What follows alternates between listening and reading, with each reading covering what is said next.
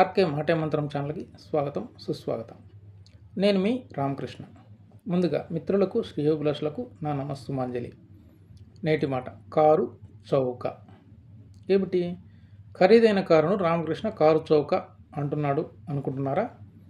అవునండి, కారు చాలా ఖరీదైనదే. Middle class వాళ్ళకి చాలా ఖరీదైనదే కారు.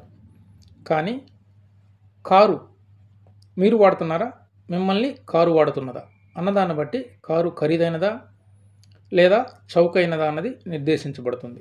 అది ఎలాగంటే, ఎవరికో ఉందనో రిచ్గా కనపడాలనో గొప్పలకు పోయి కారు కొని ఇంట్లో పెట్టుకొని దానికి అయ్యే ఈఎంఐలు, ఇన్సూరెన్సులు, మెయింటెనెన్స్ ఖర్చులు కట్టుకుంటూ పోతే కారు చాలా ఖరీదైనదే.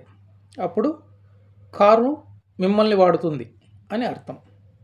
అలా కాకుండా కారు కొని ఎవరికైనా రెంటల్కి ఇవ్వడం కానీ లేదా ఏదైనా కంపెనీకి లీజుకు పెట్టడం కానీ ఇలా చేసి తద్వారా వచ్చిన డబ్బులతో కారుకు అయ్యే ఖర్చులు అనగా ఈఎంఐలు, ఇన్సూరెన్సు, దానికి అయ్యే మెయింటెనెన్స్ ఖర్చులు పోగా కొంత డబ్బులు మీరు మిగిల్చుకోగలిగితే అప్పుడు కారు చాలా చౌక.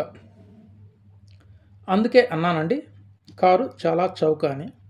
అంతే కదండి, దానికి అయ్యే ఖర్చులు అదే సంపాదించుకొని కొంత డబ్బులు తిరిగి మీకు ఇస్తుంది. అటువంటి సందర్భంలో కారు చాలా చౌక. అందుకే అన్నానండి, కారు చాలా చౌక అని.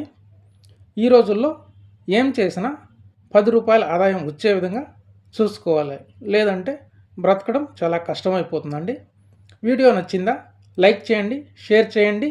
ఇలాంటి మరిన్ని వీడియోస్ కోసం ఆర్కే మాటే మంత్రం ఛానల్ని సబ్స్క్రైబ్ చేసుకోండి.